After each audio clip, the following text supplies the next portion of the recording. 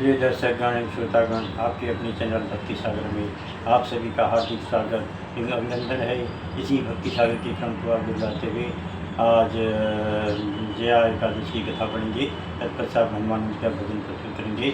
चलिए शुरू करते हैं। ओम श्री सिद्धि विनायक नमः, ओम श्री सिद्धि विनायक नमः, ओम श्री सिद्धि विनायकाय नमः। माघ शुक्ला जया एकादशी धर्मराज बोले, हे कृष्ण भगवान, अब माघ शुक्ला एकादशी व्रत की कथा का वर्णन करो।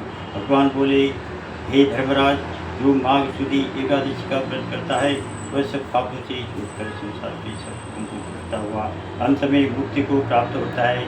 इसका व्रत करने वालों को भूत प्रेत योनि कभी भी नहीं मिलती। इसके करने से सदा शत्रुओं पर विजय प्राप्त होती है, इसलिए इसका नाम जया एकादशी है। हे धर्मराज, अब मैं जया एकादशी की कथा सुनाता हूँ, ध्यान से सुनो।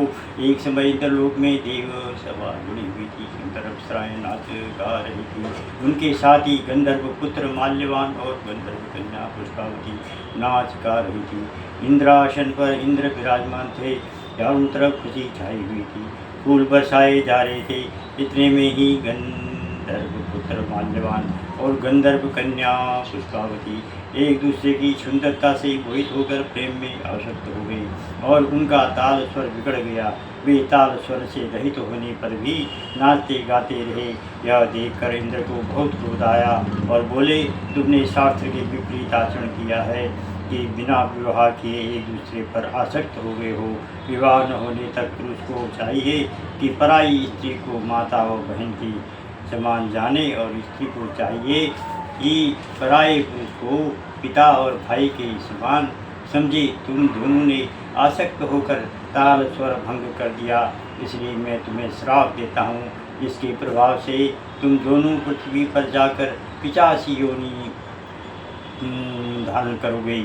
इंद्र द्वारा शाप देने के कारण वे दोनों पागलों की तरह हिमालय में विचरण करने लगे। एक दिन भयंकर ठंड पड़ने पर शीत से व्याकुल हो दोनों ने भगवान विष्णु से प्रार्थना की कि अब कदापि बुरे कर्म नहीं करेंगे।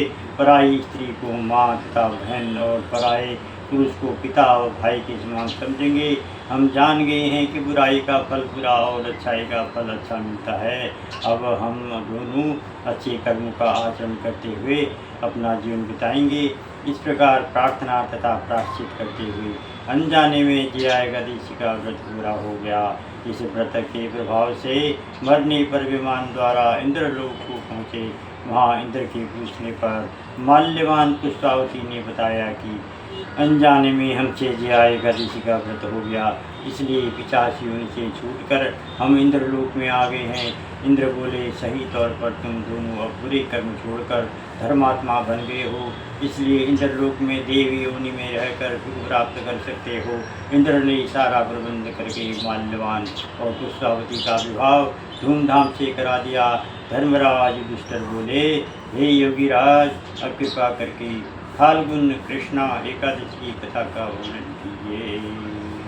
ओम जय एकादशी, जय एकादशी, जय एकादशी माता। विष्णु पूजा व्रत को धारण कर सखी मुक्ति पाता। तेरे ही नाम गिनाऊँ देवी, भक्ति प्रदान करनी, गण गौरव की देनी माता और साधुओं करनी। ओम जय एकादशी, जय एकादशी, जय एकादशी माता। हनुमान जी का भजन करेंगे।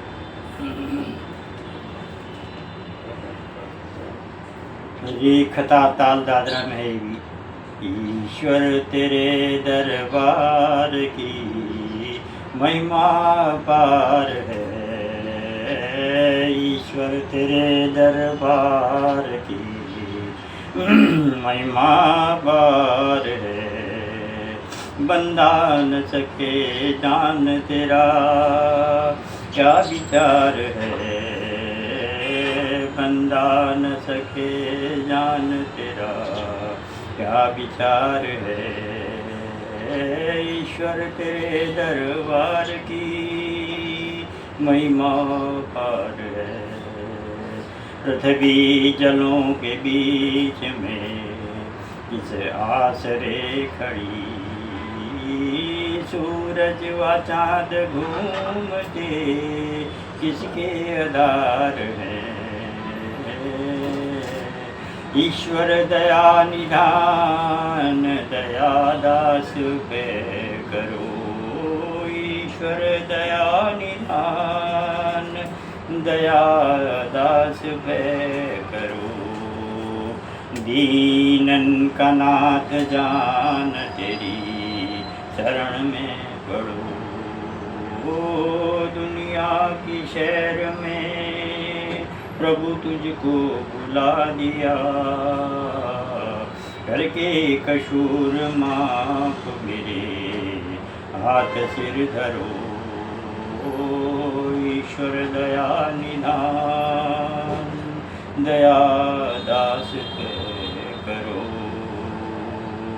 किए अनेक पाप पीठ भरण काज में, सब दोष को विशार प्रेम की नजर भरो, ईश्वर दया निधान दया दास पे करो।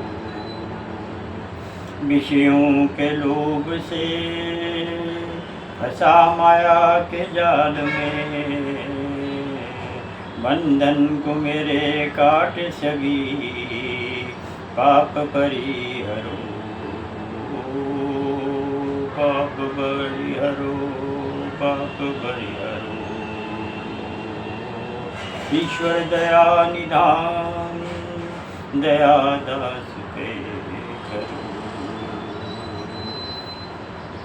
भव सिंधु में पड़ा हूँ मुझे पार कीजिए, भव सिंधु में पड़ा हूँ मुझे पार कीजिए। ब्रह्मानंद करे अर्ज तेरे द्वार पे खड़ो, ब्रह्मानंद करे अर्ज तेरे द्वार पे खड़ो, ईश्वर दया निधान दया दास पे करो। दीनन का नाथ जान तेरी शरण में पड़ो,